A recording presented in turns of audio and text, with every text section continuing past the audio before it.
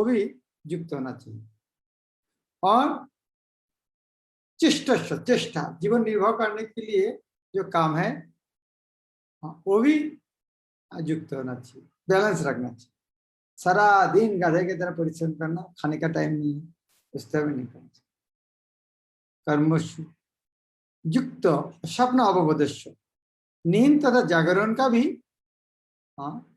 उस तरह बैलेंस होना चाहिए। इस तरह यदि करेंगे, योग अभ्यास करेंगे, भवती दुख योग भवती दुख से पता नहीं क्यों लिखा नहीं, शब्द दिया नहीं, दुख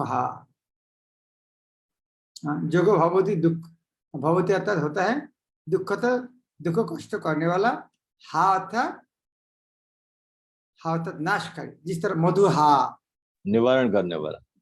जो मधु नामक दैत्य को हत्या किया था भगवान, इसलिए मधु दुख दुख को नाश करना।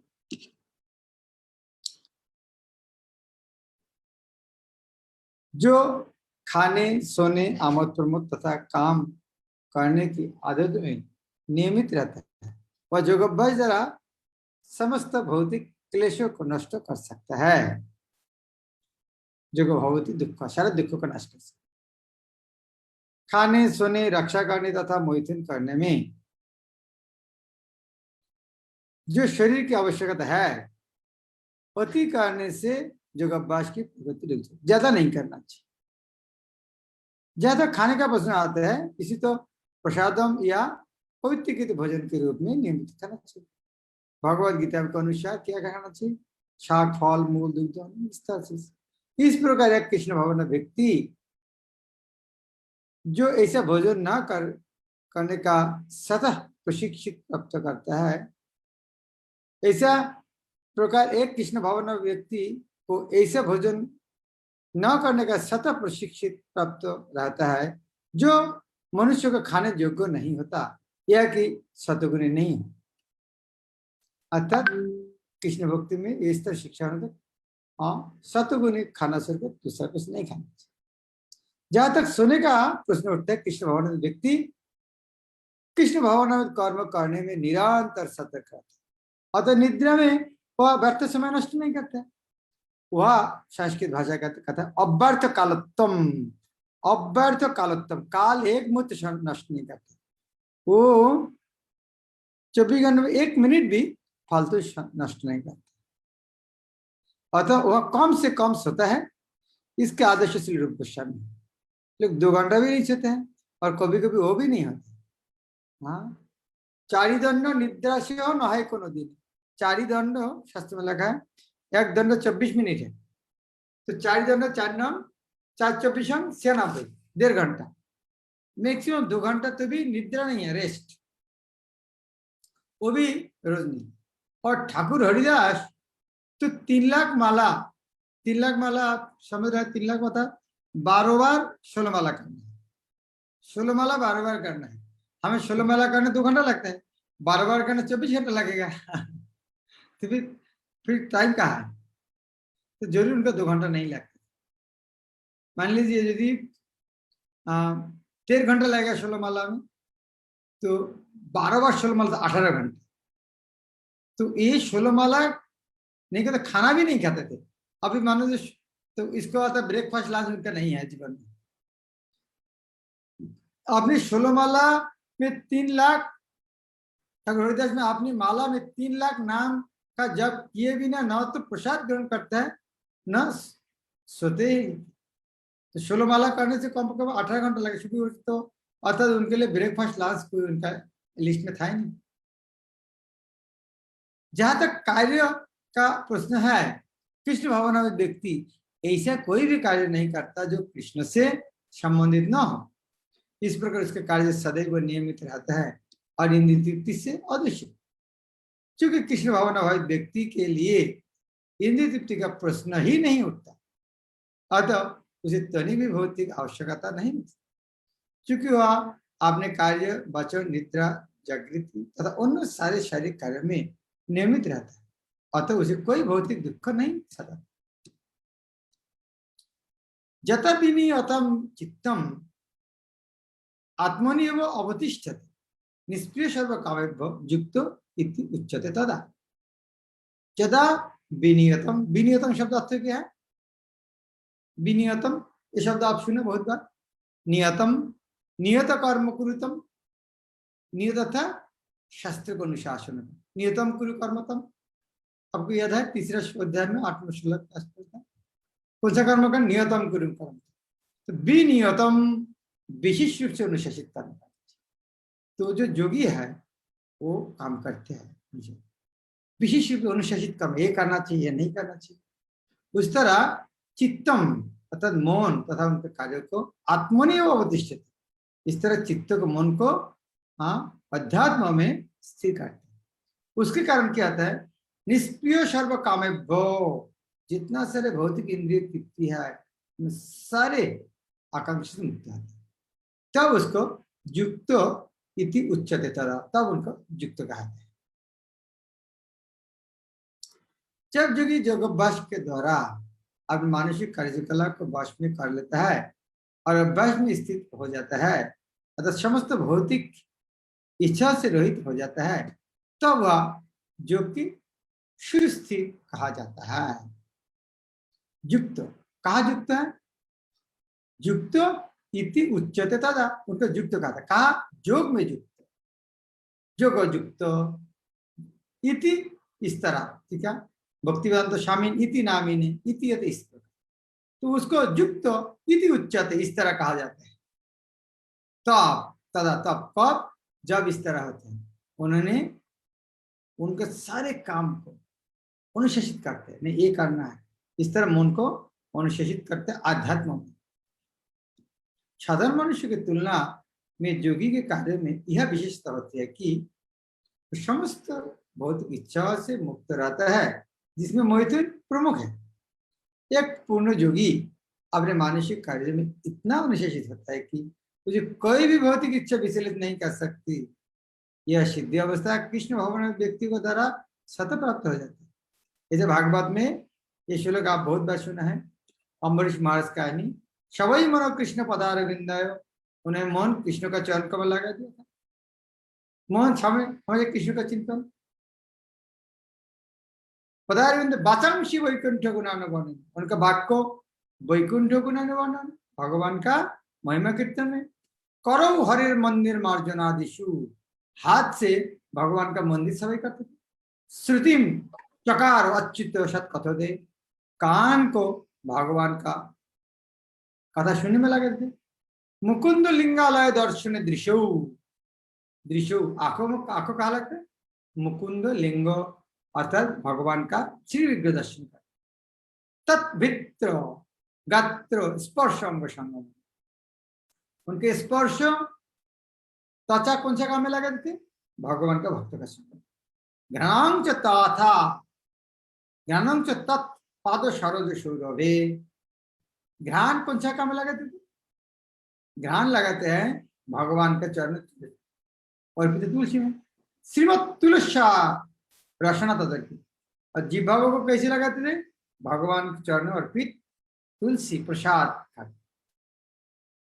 पादौ हरे क्षेत्र पदानुसार, पैर से क्या करते? भगवान का मंत्र। शिरो ऋषिकेश पदारो, और शीर किया कौन काम है?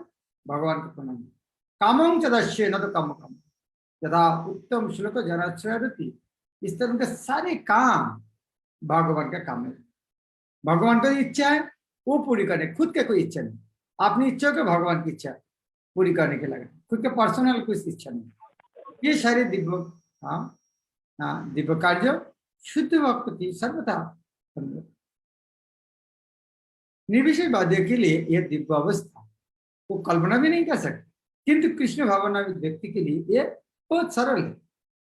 जब तक निरंतर स्मरण द्वारा भगवान के चरण कमल में मन को स्थिर नहीं कर लिया जाए, तब तक ये कोई व्यक्ति कल्पना नहीं कर सकते सारी इंद्रिय कैसे नियंत्रण कर सकते। इस तरह सारी इंद्रिय भगवान के सेवा में लगाना है, भगवान से इसको कहते अर्चन। इंद्रिय तथा मन को कुछ न कुछ तो काम में लगाना चाहिए, केवल इंद्रियों को दमन करके नहीं, व्यवहारिक नहीं हो न, हम नहीं चाहिए, हम नहीं खाएंगे, हम नहीं देखेंगे, इस तरह नहीं हो सकता। अतः सामान्य लोगों के लिए विशेषकर जो लोग संन्यास आश्रम में नहीं है। ऊपर वर्णित इंद्रिय तथा मौन का दिव्य कार्य ही दिव्य सफलता की सही विधि है। इसे भगवद गीता में युक्त कहा है। तो इंद्रियों को युक्त करना चाहिए, भगवान के सेवा में युक्त करना चाहिए, तभी इंद्रिय नियंत्रण होगा। भगवान के सेवा में युक्त नहीं करेंगे इंद्र कोई ना कोई तो जाके जाएंगे। हमको भगवान को प्रसाद नहीं खिलाएंगे, जीवा को दूसरा जगह खाने जाएंगे। इस तरह मौन भगवान का जगह स्थिर होने से और कोई जगह नहीं भागता। ये एक बहुत एक अच्छा उदाहरण के द्वारा समझा है। किस तरह? यथा दीपो निवातस्थ निंगते स्वपमा स्मृता योगिना यद चित्तस्य जुंजत जमात्म। निवातस्थ, निवात शब्द अर्थ, निवातस्थ शब्द अर्थ क्या है? नी बात, बात अर्थात वायु, नी बात अर्थात जहां पर हवा नहीं, निवातस्थ, नी बातस्थ जहां पर हवा नहीं। तो यथा दीपो निवातस्थ, जहां पर हवा नहीं है, वहां पर जो एक दीपक क्या होता है? न इंगते, वो हिलते नहीं। जहां पर हवा नहीं है वहां पर एक दीपक को भी नहीं हिलते रहते। शा उपमा स्मृता, उस तरह जोगी का इंद्रियों को उसी तरह उदाहरण दे सकते। जोगी के इंद्रिय भी उससे हिलते नहीं।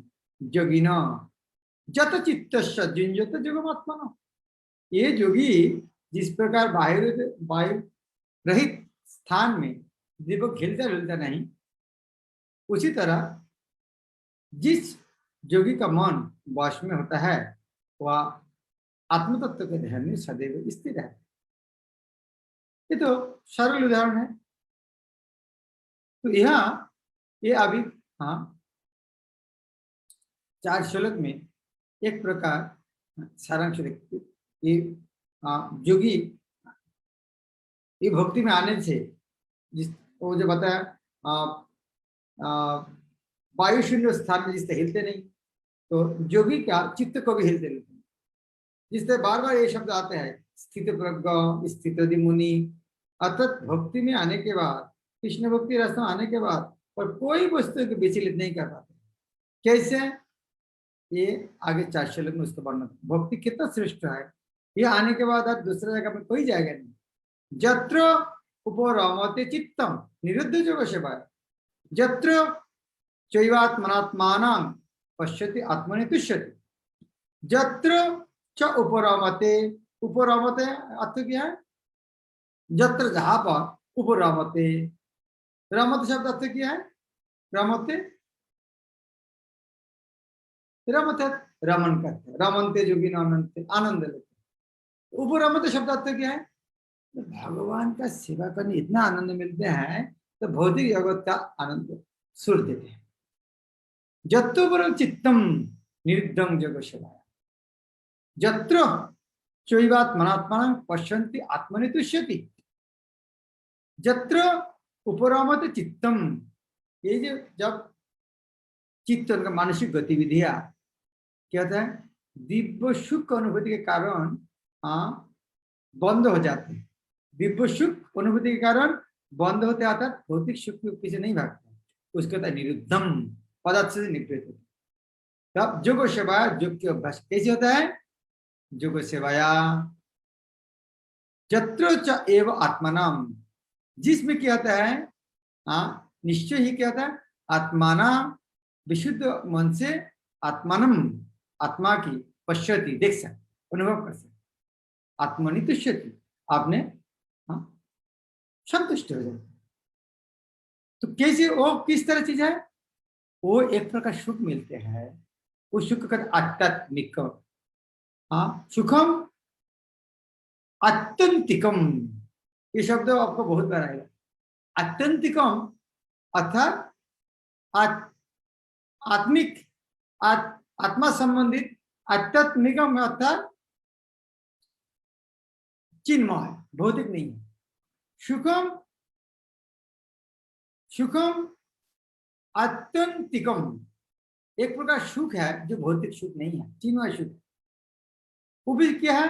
जो तत् बुद्धिग्राह्यम, वो जो सुख के बारे में बोल रहा है, जो जोगी जो सुख प्राप्त करते हैं, जत अर्थात जो सुख प्राप्त करते हैं जोगी, जो प्राप्त करने से और हिलते हिलते नहीं, दूसरा जगह है हाँ बोले चलो इधर में बहुत कुछ हो रहा है, सिनेमा हो रहा है, क्रिकेट खेल रहा है, उधर में खाना पीना अच्छा हो रहा है, नहीं फिर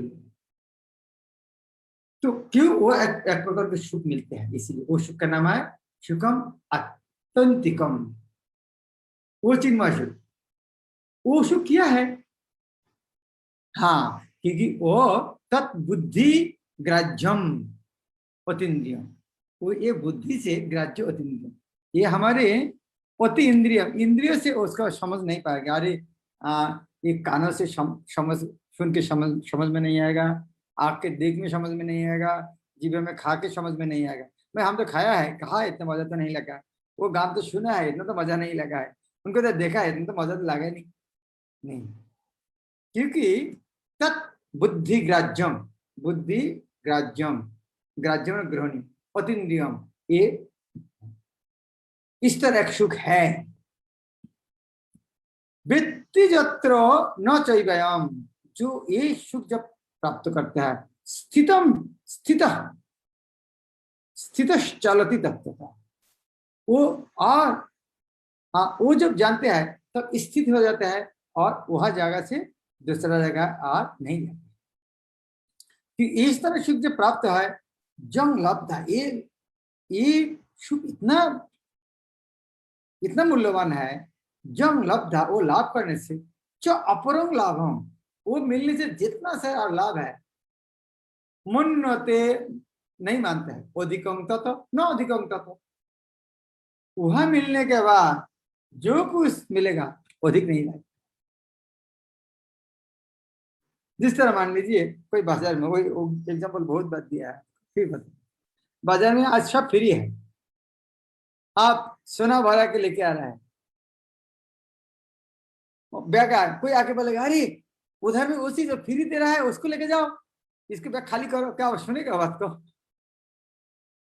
वो कुछ भी बोलेगा, उधर में फ्री दे रहा है और उसको लेके जाओ, भाई नहीं मेरा बैग भर गया, लेने का जगह नहीं है।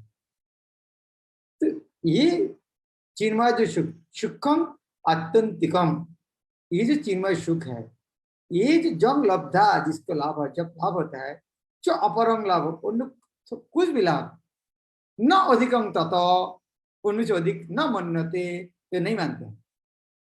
और ये सुख इस तरह जस्मिन स्थितो, जहां पर स्थित होने से, न दुख न गुरु नपी, गुरु बहुत सारे बहुत सीरियस, दुख गुरु, गुरु दुख, दुख न गुरु, दुख न गुरु अर्थात बहुत बड़ा दुख, न दुख न गुरु भी, बहुत बड़ा दुख से भी विचालते विचलित नहीं होते। जस्मिन स्थित न दुख न गुरु न तंग विद्या दुख संयम वियोगम योग संगम, तत् इसको जानना चाहिए, तत् विद्या, तुम उनको जानो, दुख संयोग वियोगम, हाजी दुख संयोग वियोगम,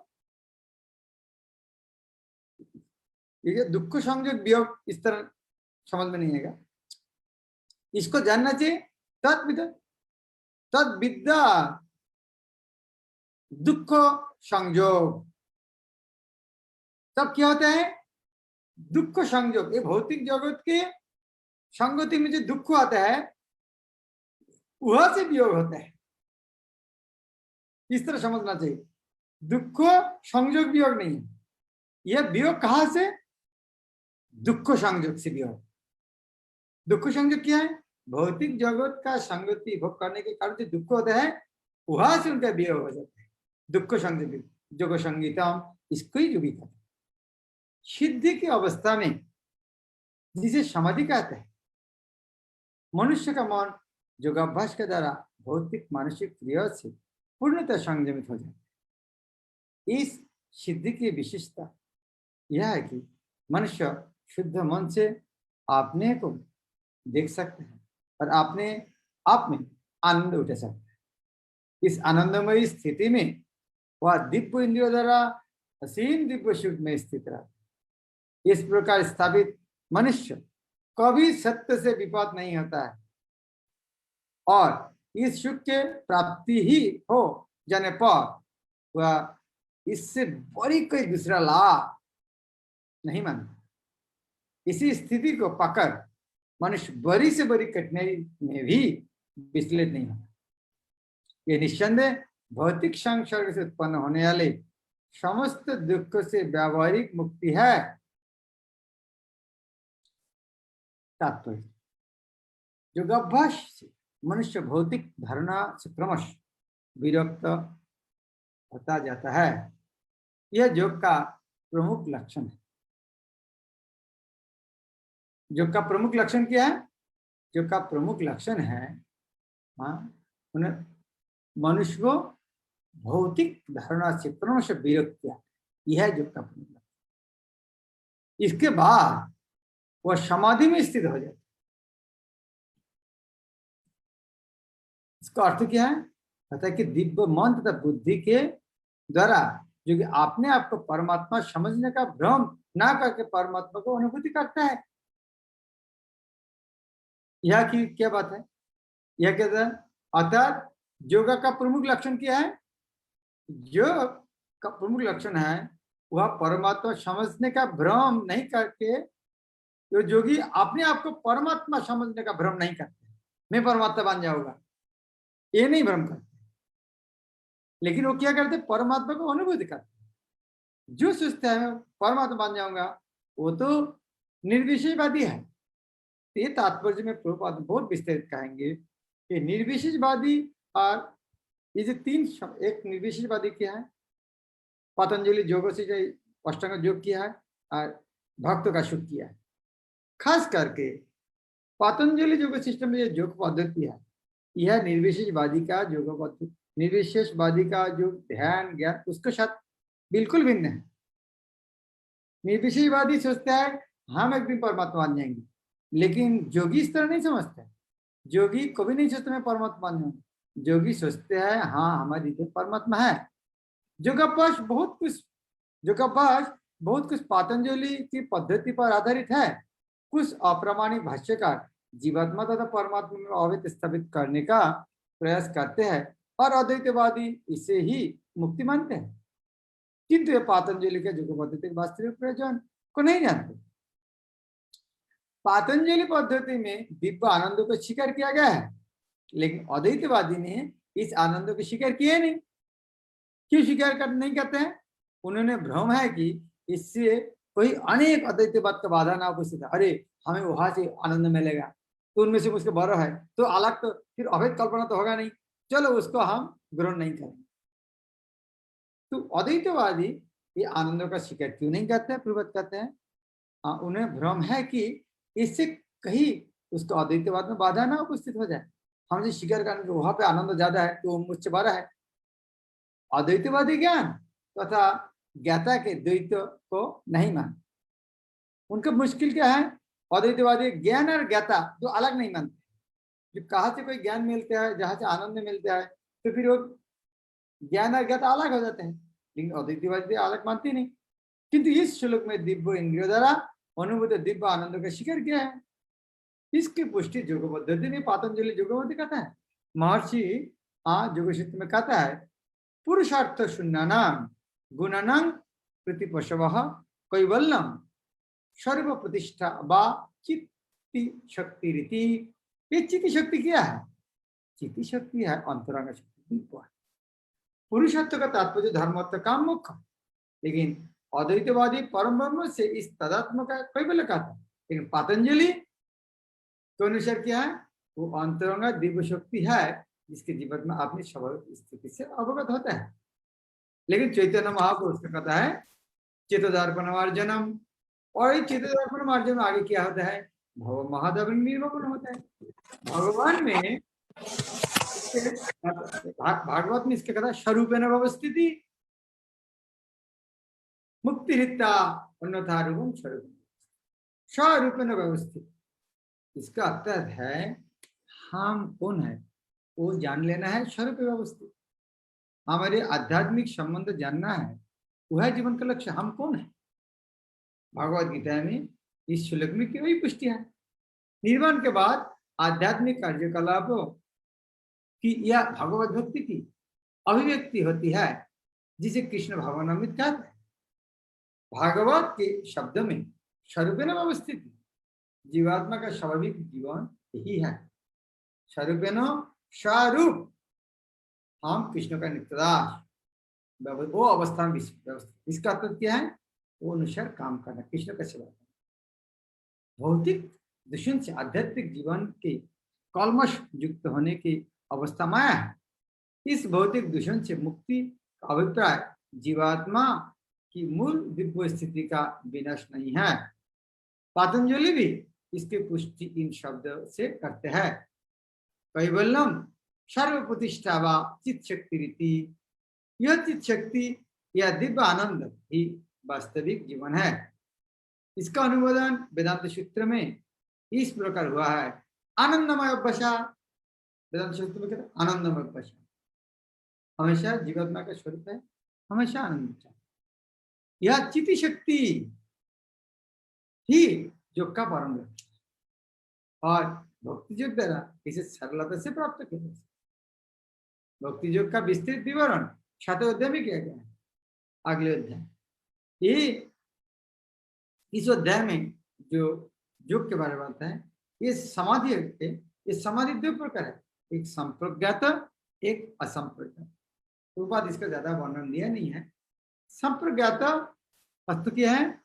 जब मनुष्य विभिन्न दार्शनिक शोधों के द्वारा दिव्य स्थिति को प्राप्त होता है तो वह कहा जाता है संप्रज्ञात समाधि।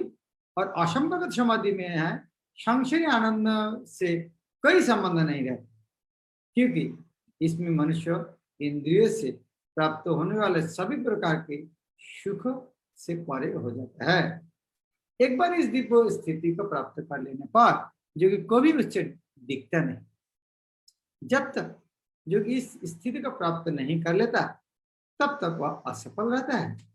आजकल के तथाकथित योग अभ्यास में विभिन्न इंद्रिय सुख सम्मिलित है, जो के सर्वथा विपरीत।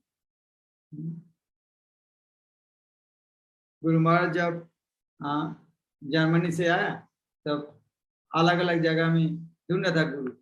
एक बार एक जगह एक जो कि शिष्य था अमेरिका से, पति पत्नी आया और पहाड़ की चोटी में पति पत्नी दोनों एक साथ योग अभ्यास कर रहे हैं। और कुछ दिन बाद सुना वो जो योग शिक्षा दे रहा है, उन्होंने उनका पत्नी के प्रति आकृष्ट हो गया था, इसलिए उन्हें भाग गया था फिर अमेरिका।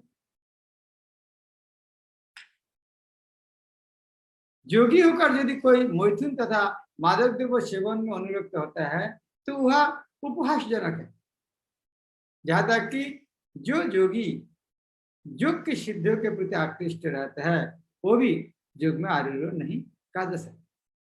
यदि योगी जन योग की आनुषंगिक वस्तुओं के प्रति आकृष्ट है तो उन्हें सिद्ध अवस्था का प्राप्त हुआ नहीं कहा जा सकता, जैसे कि इस श्लोक में कहा गया। अतः ये शब्द ध्यान से सुनना, अतः जो व्यक्ति आसनों के प्रदर्शन या सिद्धियों के चक्कर में रहता है उन्हें यह समझ लेना चाहिए कि इस प्रकार से योग का मुख्य उद्देश्य ही समाप्त हो जाता है। इस तरह नहीं होता। इस युग में योग का सर्वोत्तम पद्धति कृष्ण भावनामृत में जो निराशा उत्पन्न करने वाली नहीं है। एक कृष्ण भावना भावित व्यक्ति अपने धर्मों में इतना सुखी रहते हैं कि उसे किसी अन्य सुख की आकांक्षा नहीं रहती। इस दम्भ प्रधान युग में हर युग ध्यान योग तथा ज्ञान योग का अभ्यास करते अनेक अवरोध आ सकते हैं, किंतु कर्मयोग या भक्ति योग के पालन में ऐसी समस्या सामने नहीं आती। जब तक यह शरीर रहता है तब तक शरीर की आवश्यकता आहार निद्रा भय तथा मैथुन की पूरा करना होता है, किंतु जो व्यक्ति शुद्ध हठ योग शुद्ध भक्ति योग में अथवा कृष्ण भावना में स्थित होता है वह शरीर की आवश्यकता की पूर्ति करने समय इंद्रियों की उत्तेजित नहीं करता। वह दुर्घटना रोगों अभावों और यह तक कि अपने प्रियजन के मृत्यु ऐसे आपातकालीन घटना के प्रति भी निरपेक्ष रहता है, किंतु कृष्ण भावनामृत या भक्ति संबंधी आपने कर्मों को पूरा करने में और सदैव संतुष्ट रहता है। दुर्घटना इस कर्तव्य पद से विचलित नहीं करता, जैसे कि भगवद गीता में कहा गया है आगम अपैन नित्यस्तंग प्रतीक्षा भारत, वह इन प्रासंगिक घटनाओं को साथ है कि वह यह भली भांति जानता है कि ये घटनाएं ऐसे ही आती जाती रहते हैं और इनसे उसके कर्तव्य पर कोई प्रभाव नहीं पड़ता। इस प्रकार वह योग अभ्यास में परम सिद्धि प्राप्त करता है। एक प्रकार ये इतना योग सिद्धि को सुनने लगा है हमारे भक्ति योग के बारे में, अंतिम में आएगा। अर्जुन इसका इतना सुनने के बाद जो अष्टांग योग का विधि बताया तो अर्जुन बोले ये मेरा द्वारा होगा नहीं। हाँ, बाद में कृष्ण बोला हाँ वास्तव में सर्वश्रेष्ठ योग पद्धति है भक्ति योग। हरे कृष्ण। केवल श्लोक कठिन लग सकते हैं लेकिन प्रभुपाद का तात्पर्य बहुत सुंदर, इसलिए प्रभुपाद का तात्पर्य पढ़ना। ओके, किशोरी माता जी हाथ उठाएं।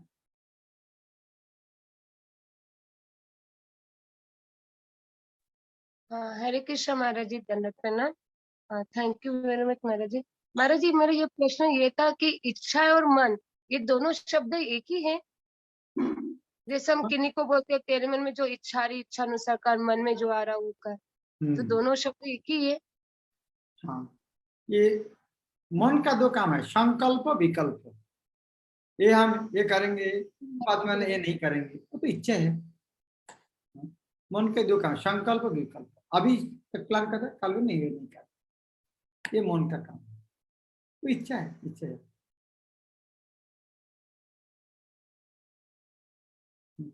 परमेश्वर अधिकार।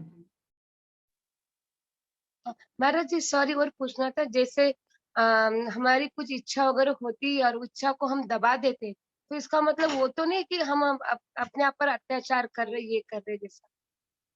जैसे आज एकादशी है, जैसा शरीर बोलता है बहुत थकान होगी, थोड़ा सो जाओ। जैसा कल था ना कि हमारा कल या परसों सुन रहे थे, हमारा मन शत्रु भी मित्र भी दोनों है। तो ऐसा लगता है कि कभी लग रही भूख, ये खा लो, कभी लगता है कि सो जाओ। तो कभी ऐसी इच्छा आती है तो वो इच्छा को हम रोक रहे जबरदस्ती, तो इसका मतलब ये तो नहीं हम अत्याचार कर रहे हैं अपने आप पर? हाँ, शास्त्र में कहता है प्रवृत्ति भूतानां निवृत्तिस्तु महाफलम। भौतिक जगत में जीव की प्रवृत्तियां इंद्रिय से भोग करना है, लेकिन निवृत्तिस्तु महाफलम, वहां से निवृत्ति होने से ज्यादा फल लाभ। जिसे हम बच्चे को देखते, बच्चे को खेलने में मजा लगता है, पढ़ाई में मजा नहीं लगता, लेकिन फिर भी हाँ खेलना को त्याग देना पड़ता है। उसी तरह हमें भौतिक जगत में इंद्र तृप्ति करने की इच्छा होता है, लेकिन बुद्धि से समझना चाहिए ये करने से हमारे ये चीज हाँ हाँ हमारे आध्यात्मिक प्रगति नष्ट हो। इच्छा तो हमारे बहुत कुछ होते हैं। जिस तरह मान लीजिए कोई अगर जहर है, जहर पीना चाहता है तो उसका नहीं, वो पीना चाहिए, कष्ट नहीं, मन को कष्ट नहीं देना चाहिए, ये बात सही होगा क्या? नहीं, बुद्धि से समझना चाहिए। मन बहुत कुछ चाहते हैं। हाँ, एक छोटा बच्चा बहुत कुछ चाह सकता है।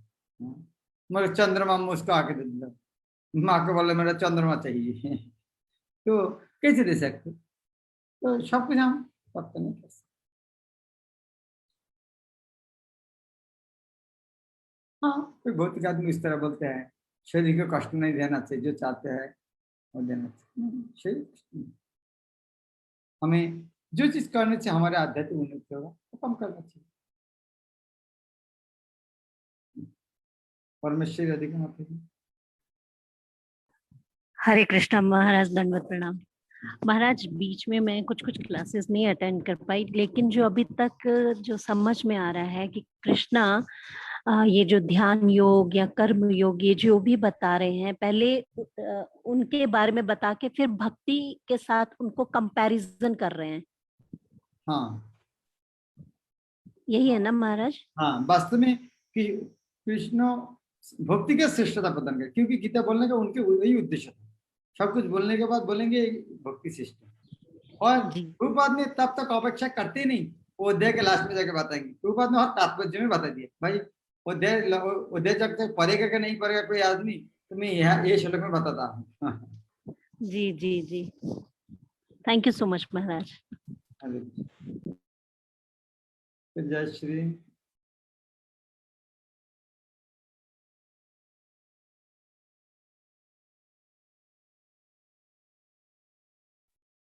हरे कृष्णा महाराज, दंडवत प्रणाम। बोलो। हरे कृष्णा। हाँ, सुनाई दे रहा है। थैंक यू महाराज, आपने इतने अच्छे से समझाया। और महाराज, मेरा प्रश्न ये है कि अभी एक श्लोका में आया था अमोद प्रमोद, तो उसका मीनिंग क्या हाँ, है? आमोद प्रमोद, हाँ, हमारे खुशी करने के लिए विहार, विहार शब्द का आमोद प्रमोद, घूमना फिरना, वो भी कुछ जरूरी है। युक्त आहार विहारस्य, वो विहार से आमोद प्रमोद, या घूमना खेलना चलना, उसको भी कुछ जरूरत है। जिस तरह मानो तुम पढ़ाई कर रहा है, तुम्हारा खेलना चाहिए क्या? खेलकूद करना चाहिए ना कि नहीं खेलना चाहिए? खेलकूद करना चाहिए। सारा दिन कैसे पढ़ाई करोगे? खेलकूद भी करना चाहिए। हाँ, उसको कहता है बिहार। उसी तरह हमारे जो है बहुत कुछ है, आमोद प्रमोद। हाँ, ये बात सही है। जब बड़े हो जाते हैं तब जरूरत नहीं होती, क्योंकि भक्ति में जब उनका आमोद प्रमोद कृष्ण की सेवा में लगते हैं, लेकिन तब ये खेल कूद करने और मजा नहीं जरूरत है। अभी हमको खेलने से मजा लगते हैं, लेकिन जब कृष्ण का सेवा करेंगे तब और जरूरत नहीं होती। ठीक है। यस महाराज, थैंक यू महाराज। मुकुंद मुरारी को दंडवत प्रणाम महाराज। हरे कृष्णा महाराज। जो युक्ताहार विहार से जो है श्लोक, इसमें भगवान अष्टांग योगी के लिए बोल रहे हैं, पर दिस इज एप्लीकेबल फॉर भक्ति योगी ऑल्सो। हाँ, सबके। और वास्तव में अष्टांगों योगी के लिए केवल आहार विहार युक्ताहार में सब खुशी अनुकूल होगा भक्ति योगी के लिए। हाँ, तो वो अष्टांग क्यों जो पंथा है वो कोई प्रतिकूल नहीं भक्ति करने की। करेक्ट। तो प्रभुपाद जी के पर्पस से तो ऐसा लगता है कि हर चीज भक्ति योगी के लिए ही है। हाँ, प्रभुपाद को तात्पर्य में लग रहा है कि इज ऑल अबाउट भक्ति योगा। भक्ति योगी वर्णना कर रहा है। Correct correct correct. तो एक बात, दूसरा एक क्वेश्चन महाराज और था, वो निर्बंध कृष्ण संबंध, उसको थोड़ा सा आप एक्सप्लेन कर देंगे महाराज? निर्बंध शब्द अर्थ है वो जहाँ से शुरू होता है, where it starts in the श्लोक। हाँ, इससे एक ऊपर एक और है ना, निर्बंध कृष्ण संबंधे युक्त वैराग्य उच्चते, उससे ऊपर एक और है अनासक्त विषय। अनासक्त है। करेक्ट। यहाँ से यथाराम उपयुज्य तो निर्बंध कृष्ण संबंध युक्तम वैराग्यम। कुछ दिन पहले श्लोक आया था युक्त अनासक्त अनासक्त विषयान, भौतिक जगत के विषय में कोई आसक्ति नहीं रहना। लेकिन यथाराम उपयुज्य, जो कुछ आते हैं वो कृष्ण का सेवा में लगाना। आपको पास मान लीजिए 1 करोड़ रुपया है, अनासक्त है, लेकिन उसको अनासक्त नहीं तालाब में फेंक देना है। वो अनासक्त होता है कृष्ण का सेवा, पूजन जो तो कृष्ण का सेवा में लगाना चाहिए। उसको कहता है निर्बंध कृष्ण संबंधे। कैसे? क्योंकि हम जानते हैं सब कुछ कृष्ण का है। जब जानते हैं सब कुछ कृष्ण के साथ संपर्कित है, तो और हम कृष्ण का दास है, तो इसीलिए वो चीज हम कृष्ण के सेवा में लगाना चाहिए। तो त्याग करने का प्रश्न ही नहीं होता। इसके कहता है युक्त वैराग्य। निर्बंध का क्या मीनिंग होगा महाराज? निर्बंध कृष्ण, निर्बंध शब्द का अर्थ है अलग अलग है, वेरी स्ट्रिक्टली और गिनती करके। कोई घर में लगता है रजिस्ट्रेशन नंबर, घर का नंबर के रजिस्ट्रेशन नंबर होता है ना, उसका संस्कृत शब्द है निबंधन संख्या। माला में जब का निर्बंध यह होते सर्वसिद्ध होइबे सवार।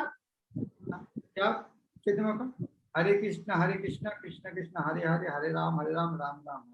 प्रभु बोले कहिला में महामंत्र यह जब किया सबे कोरिया निर्बंध संख्या पूर्वक कर। That means serious. तो निर्बंध कृष्ण संबंध, ये यहाँ पर अर्थ आता है सब कुछ कृष्ण के साथ संपर्क, बंध अबद्ध युक्त कर, ये अर्थ है। ठीक है, thank you so much. Ajay को हरे कृष्ण महाराज, दंड प्रणाम महाराज। महाराज, जैसे अभी योगाभ्यास का बात चल रहा है और अभी, एम आई ऑडिबल महाराज? हाँ थोड़ा कम हो रहा है सब। महाराज अभी आवाज आ रहा है मेरा? हाँ महाराज, तो महाराज जैसे अभी जो सिचुएशन चल रहा है, सब लोग बहुत डरे हुए हैं, और मतलब अभी हमारा हम जो डिस्कस कर रहे हैं योगाभ्यास से डिस्कस कर रहे हैं, तो जैसे शास्त्रों में कहा जाता है कि ये न केन प्रकारेण मन कृष्ण निवेशयेत्, तो क्या महाराज हम हरे कृष्ण महामंत्र को एक एज ए हीलिंग टेक्निक के रूप में यूज कर सकते हैं क्या महाराज, अभी दूसरों को कनेक्ट करने के लिए? कर जैसे सकते, बहुत है ना महाराज, लेकिन जैसे लेकिन फिर एक एग्जाम्पल दूंगा। क्या सोना से आलू खरीद कर सकते? क्या सोना से आलू बेगुन खरीद कर सकते? कर सकते, लेकिन हाँ कर सकते ये 1 किलो सोना देकर 1 किलो बेगुन नहीं लेना चाहिए। यस महाराज। तो कोई सोना से आलू खरीद कर सकते, लेकिन आप यदि 1 किलो सोना देकर आलू 1 किलो आलू मैं आलू लेकर आए तो आप पागल हैं। अच्छा यस महाराज, मैं इसको समझ नहीं पाया, मतलब एग्जैक्टली प्रैक्टिकली मुझे क्या नहीं करना चाहिए और क्या करना चाहिए, मतलब अच्छा, केवल हरे कृष्ण से किसी हीलिंग नहीं करना चाहिए, हरे कृष्ण से भगवत धाम भेजना चाहिए। केवल हरे कृष्ण करके उन्हें बीमार इलाज कर दिया तो इसका आता है 1 किलो सोना से 1 किलो बेगुन खरीद कर दिया। उसके बाद बेगुन खिलाने के बाद 1 किलो सोना से 1 किलो बेगुन ले सकते, एक मर्सिडीज गाड़ी खरीद कर सकते, मकान खरीद कर सकते, सभी करना चाहिए। केवल 1 किलो सोना से 1 किलो बेगुन लिया, वाह मैं कितना अच्छा मार्केट कर लिया। अच्छा मतलब महाराज उसको इनिशिएट करके और उसको एक डेस्टिनेशन तक पहुंचाना है महाराज।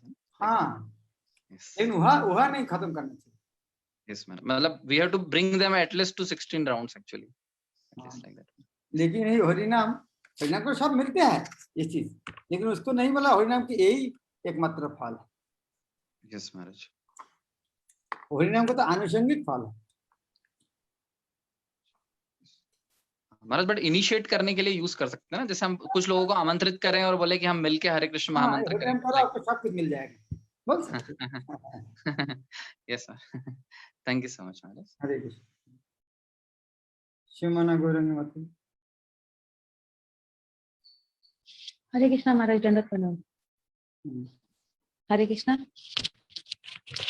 महाराज, जैसे मेरा प्रश्न है कि जैसे कि हम लोग भक्ति करते हैं और उससे अगर हम लोग डाउनफॉल होता है तो भगवान कहते हैं कि उसमें कोई हानि नहीं है। तो अगर हम लोग जैसे योगी हैं, ये लोग अगर डाउनफॉल होते हैं, इनका अगर डाउनफॉल होता है तो फिर इनका क्या होता है? फिर इनको क्या शुरू से ही करना पड़ता है या फिर जैसे भक्ति में हम लोग आगे कंटिन्यू करते हैं वैसे करना होता है? ना उस तरह अभी वो जो क्या जिसको जो स्तर में है, यदि इसको आप देख रहे ये जो योग का है, एक भगवत भक्ति के एक स्तर है, ये एक सीढ़ी के तरह है। सीढ़ी में 10 तला में भक्ति योग है, ये अष्टांग योग में कोई जो 9 तला तक जाएगा तो ये भक्ति योग का सीढ़ी में है, उसका पतन होगा तो बाद में करने का मौका मिलेगा, लेकिन सेम एडवांटेज नहीं मिलेगा भक्ति योग के साथ। मतलब उनको शुरू से, मतलब फिर शुरू से नहीं करना है, बीच से फिर जैसे जहां तक उनका हुआ उसके आगे ही कंटिन्यू। हाँ, लेकिन उसका अंदर अध्यात्म तो कुछ तो मिला तो है, संपूर्ण तो भौतिक तो है नहीं। लेकिन हमें रिस्क लेना ही नहीं चाहिए भाई, उधार में तो कुछ फायदा है, चलो उधार में कुछ कर लेते, हमको रिस्क लेना ही नहीं चाहिए। उधार में जानना की जरूरत है, टाइम नष्ट करना जरूरत है, उसका अंदर क्या क्या फायदा है वो देखने की जरूरत है नहीं। नहीं महाराज, वो तो खैर बहुत कठिन है, योग वाला जो हम लोग पढ़ रहे हैं अभी, ध्यान योग बहुत कठिन है, ये तो हम लोग के लिए पॉसिबल नहीं है कलयुग में, तो भक्तों के लिए किसी के लिए भी। ये तो आसने नहीं कर पाएंगे, उसके बाद तो बात यस महाराज, ओके महाराज। बाद में भी केवल इसीलिए बनाना है ताकि हमें कृष्ण भक्ति करते करते कभी आगे इस तरह बोलेगा, हमें उसको उनको भी अट्रैक्टेड नहीं होना चाहिए।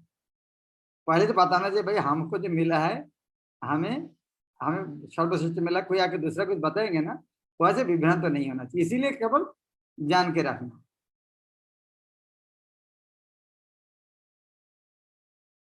ठीक है, हरे कृष्ण महाराज। कविता माता जी। हरे कृष्ण महाराज, दंडवत प्रणाम। महाराज, मेरा प्रश्न ये था कि जैसे परसों हमने बात की थी कि मन जैसे हमारा शत्रु होता है, तो ये तो जैसे डायग्नोस तो हो गया, पर फिर हम उसे मित्र कैसे बनाए? मतलब मैं बहुत कोशिश कर रही, पर मुझे समझ में नहीं आ रहा है कि कैसे करना चाहिए।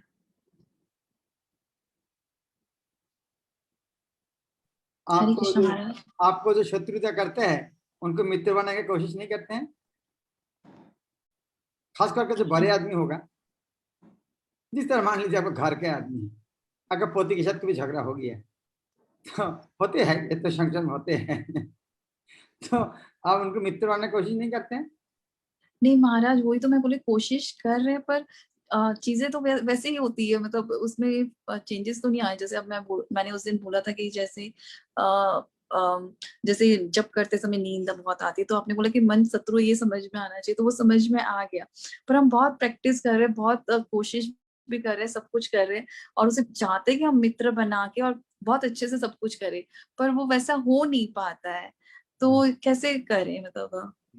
इससे बार बार एक शब्द आता है अभ्यास, धीरे धीरे होगा। और यहाँ एक शब्द है ना, हाँ, जंग लब्धा च अपरम लाभम, जब उच्चतर स्वाद मिलेगा ना तब ऑटोमेटिक होगा। इस तरह गुरु महाराज जी प्रसंग में कहते हैं, एक वक्त गुरु महाराज जब करने के टाइम तो नींद आता है, तो गुरु महाराज खाने के टाइम नींद आया कभी तो इस बात से क्या है, खाने के टाइम नींद नहीं आता है क्योंकि खाने में मजा है। तो हरि नाम में जब मजा नहीं लगता है ना, तो इसीलिए नींद आती है। और मन का केवल मन का दोष देके फायदा नहीं है कुछ।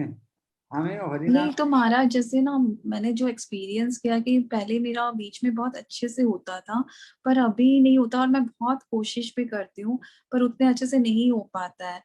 तो क्या रीजन हो सकता है इसके पीछे? कैसे, मतलब अभ्यास तो जैसे पहले हम अगर अच्छे से हो रहा है तो मतलब हम अच्छे से तब भी कर रहे हैं, तो और वही मूड से अभी भी कर रहे हैं, फिर भी मतलब ऐसा, मतलब बहुत सोचते कि नहीं नहीं नींद आए, या बहुत अच्छे से हम जपा करें, बहुत अच्छे से सुने, पर वो उतना अच्छे से नहीं हो पाता है, तो फिर थोड़ी सी ग्लानि रहती है मन में। उसके कारण है, उसका आचार्य लोग कहते हैं भक्ति में निष्ठा जब नहीं आता है, वो स्तर को कहता है अनिष्ठिता भक्ति। भक्ति की निष्ठा होने से कुछ स्तर है। पहला स्तर का नाम उत्साहमयी, बहुत उत्साह होता है। तो आचार्य लोग उदाहरण देते हैं, जब छोटे बच्चा को एक नया पुस्तक खरीद करके देते हैं तो क्या करते हैं, बच्चा सारा दिन पुस्तक लेके घूमते हैं, और जब सोते हैं पुस्तक को उल्टा करके छाती के ऊपर रख के सो जाते हैं। और पापा में देखो, वाह मेरा बच्चा का पढ़ाई करने का कितना रुचि है। लेकिन बच्चा क्यों आसक्ति है, ये पुस्तक नया है, देखने लाल है इसीलिए, लेकिन इसके अंदर फिलोसफी क्या उसका खुद पता ही नहीं है। इस तरह नहीं, उसके अंदर फिलोसफी की आकृष्ट है, उसको बहुत नया कुछ हमको पिताजी हम नया कुछ लेकर आए, देखने बहुत लाल है, वाह, वो आकृष्ट है नूतनत्व के ऊपर। तो हम भक्ति में जब आते हैं तो बहुत कुछ नया मिल गया है हमें, तो इसीलिए हम आकृष्ट हुआ था। लेकिन भक्ति जो श्रेष्ठ है, इतना तो सही ढंग से, क्योंकि हम भक्ति करेंगे, कोई भक्तों का सेवा करने का उनका नौकर बनना पड़ेगा, कुछ नौ धनम नौ जनम, इतना तो सुन के तो इसका में आया नहीं।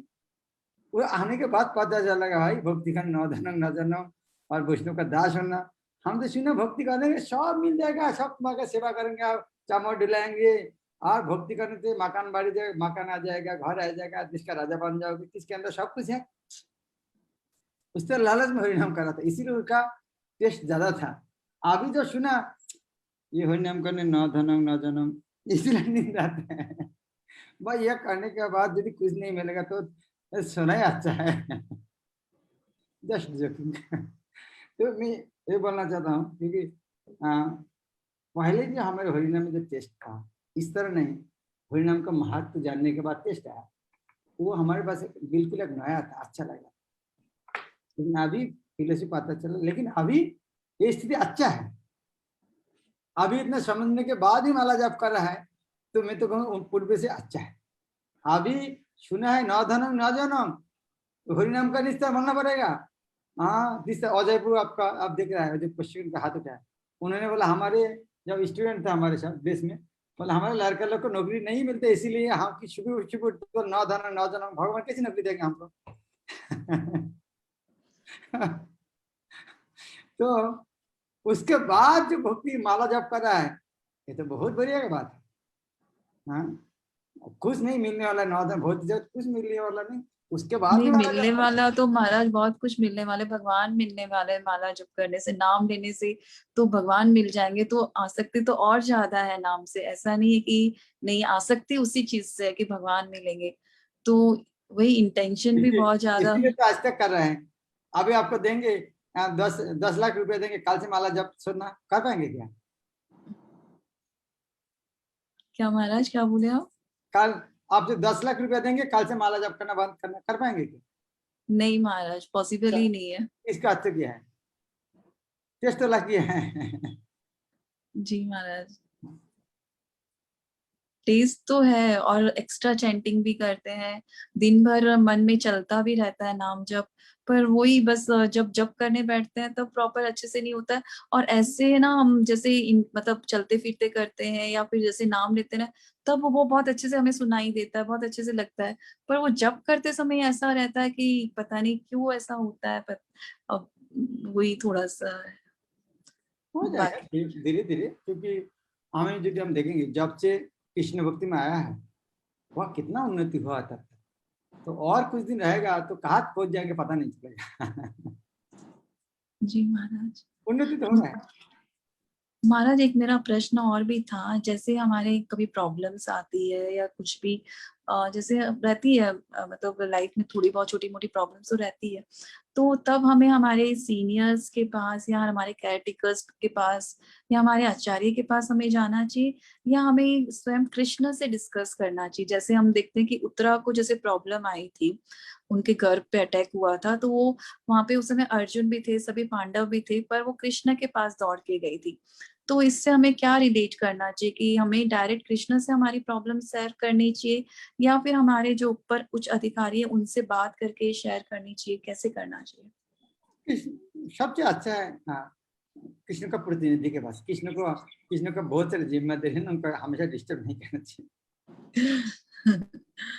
और सबसे अच्छा बात है, क्योंकि कृष्ण के साथ हमारे इतना अच्छा संपर्क नहीं है, हमारी बात सुनेगा कि नहीं सुनेगा उसका कोई गारंटी, लेकिन गुरु महाराज मेरा बात सुनेगा इतना तो गारंटी है। तो हम जहाँ पर कोई श्योरिटी नहीं है वहां पे जाते हैं, जहाँ श्योरिटी वहां जाना चाहिए। मान लीजिए कृष्ण के पास गया, वो यदि कृष्ण यदि बोलेगा नहीं चलेगा, तो आप क्या किसके पास जाओगे? कुछ तो रास्ते तो है नहीं, लेकिन हम गुरु के पास जाएंगे, गुरुदेव उनका गुरु को बोलेंगे, इस तरह राधारानी को बोलेंगे, और राधारानी बोल देगा तो कृष्ण कैसे बोलेगा ना, बोलने की हिम्मत नहीं। जी महाराज। तो आचार्य लोग गान गाते हैं, वैष्णवेर आवेदने कृष्ण दयामय एहन पामर प्रति हवे न सदा। तो हमें वैष्णव का प्रार्थना करना चाहिए, और वैष्णव जो बोलेंगे भगवान आपके पास, ठीक है? जी महाराज, थैंक यू सो मच, धन्यवाद। नीरज दीक्षित जी, आप कहाँ से हैं? आपको वीडियो नहीं देखा जाएगा क्या भोपाल में अभी? जी जी महाराज, धन्यवाद, प्रणाम। कैसे काम काज चल रहा है? बस आपका आशीर्वाद है, आपकी कृपा है। अरे वाह, सब अच्छा बहुत चल रहा था। अच्छा लगा जी महाराज जी, बहुत अच्छा लगा। आपकी ये क्लास में अटेंड कर रहा हूँ, आपकी बड़ी कृपा है कि अवसर मिला है हमको। नीरज जी आरएसएस का बहुत बड़ा सक्रिय कर्मी है, फिर भी उन्होंने 16 माला जप करते हैं, टाइम मिलता है, और सबके भी प्रचार भी करते हैं, भोपाल में बहुत अच्छा प्रचार करते हैं, और आकुमार ब्रह्मचारी हैं। हाँ, और पूरा जीवन उन्होंने कृष्ण भक्ति प्रचार में उन्होंने भी दिया है। थैंक यू महाराज जी, ऐसी कृपा बनी रहे आपकी। Thank you. मैं बाद में आपके साथ बात करूंगा। जी महाराज।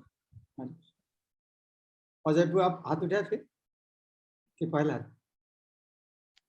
महाराज सॉरी महाराज, I had one more question महाराज। क्वेश्चन मेरा ये था कि जैसे अभी हम पढ़ रहे थे तो उसमें 2 प्रकार की स्थितियां बताई थी, जैसे कि फिलॉसफी से शुद्ध होके, दर्शन से शोध होके, और एक दूसरा पूर्णतः इंद्रियों से निग्रह करके। 2 स्थितियों में समाधि का प्रभुपाद जी ने बताया था, अभी जो आपने पढ़ा था महाराज परपोर्ट उसमें। और उसमें फिर प्रभुपाद जी बता रहे हैं कि इन स्थितियों को प्राप्त करने के बाद फिर व्यक्ति का पतन नहीं होता है, एक्चुअली योग मार्ग पे उसमें बताया। महाराज ऐसा कोई पोजीशन भक्ति मार्ग में भी होता है क्या महाराज? भक्ति मार्ग में ज्ञान योग में जो मिलता है, भक्ति मार्ग सब कुछ मिल जाता है। जिस तरह मान लीजिए एक माँ का 3 बच्चा है, एक कोई प्रधानमंत्री, कोई वो है, और छोटे एक बच्चे 1 साल का बच्चा है। तो इस तरह कोई 1 साल का बच्चा कुछ नहीं मिलेगा जो बड़ा बच्चा को मिलेगा। Yes, हो सकते हैं। yes, sir. उसको कुछ करना नहीं पड़ेगा, उसको माँ को प्रेम करना, माँ उनका कोई योग्यता नहीं देगा, सब कुछ मिलेगा। Yes, महाराज। तो जैसे इसमें समाधि के बारे में बताया है, तो ऐसे जैसे अभी आप बता रहे थे उत्साहमयी, नैष्ठिकी, तो ऐसा कोई स्टेज भक्ति में महाराज, उस स्टेज को क्या कहते हैं जहां से फिर व्यक्ति का फॉल डाउन नहीं होता होगा? ऐसा कुछ स्टेज का कोई नाम है महाराज? जहाँ प्रेम, ये 8 स्तर होते हैं। प्रेम में उसके पहले कोई भी जगह से पतन हो सकती है। 9 स्तर है, 9 नंबर में है प्रेम, उसके बाद आप फल नहीं। Thank you so much Maharaj. Okay, और किसी का हाथ नहीं है। आज एकादशी तिथि है,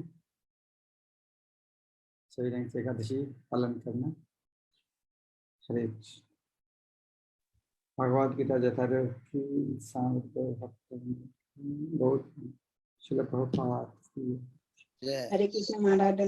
हरे कृष्ण महाराज। हरे कृष्ण महाराज। कृष्ण महाराज दंडवत प्रणाम। हरे कृष्ण महाराज। हरे कृष्ण महाराज।